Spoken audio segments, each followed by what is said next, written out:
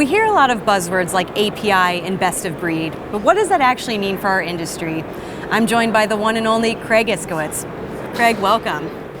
It's a pleasure to be here with you today. I feel like we've been crossing paths at the last few conferences over these past few months and finally getting a chance to sit down with you, so very excited to talk to you today. Glad we got a break.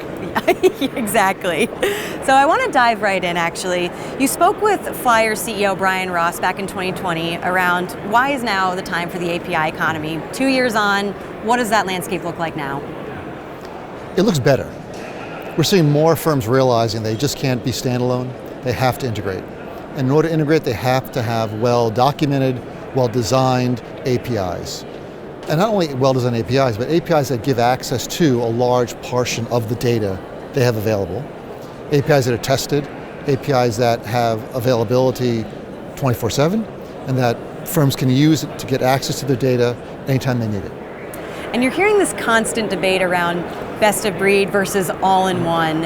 What does that landscape look like? You know, there's no right or wrong answer there. I get asked that question a lot. Which is better, best in breed or all-in-one? Should we integrate or should we just go with one vendor? In general, with everything's equal, one vendor is often better if you're a very large firm because you don't have to integrate. Or else if you're a smaller firm, because smaller firms don't have the resources to do much integration. So all-in-one could be better because you don't have to move data back and forth.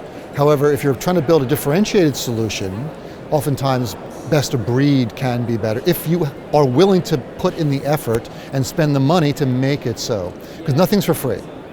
That's very true. And speaking of that, you're seeing a lot of wealth management firms and banks in particular really ramping up their tech integrations, which, as you mentioned, it can be very, very painful in the short term. But what are the long-term benefits of having it all come together?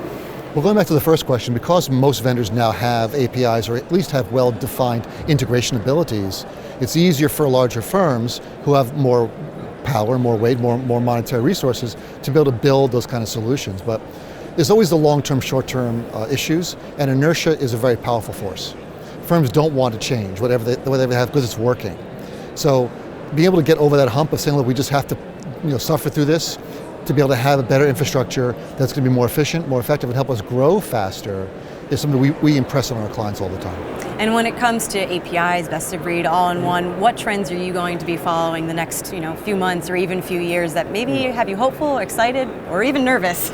Well, a panel I was just on at the Insight conference was AI. So artificial intelligence, machine learning in wealth management. That's some very exciting technology, some very exciting innovations are coming in, and it's becoming ubiquitous. 77% of, basically 80% of the devices you work with every day have some sort of AI built in. So it should be the same for advisors. Why isn't AI built into everything they do?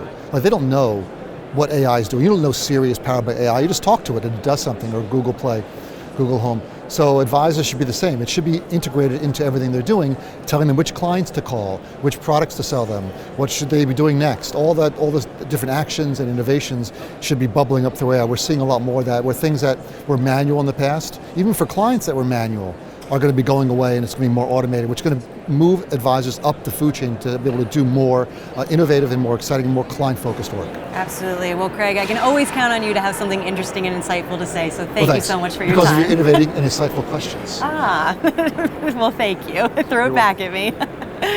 For Flyer Financial Technologies, I'm Shannon Rossick.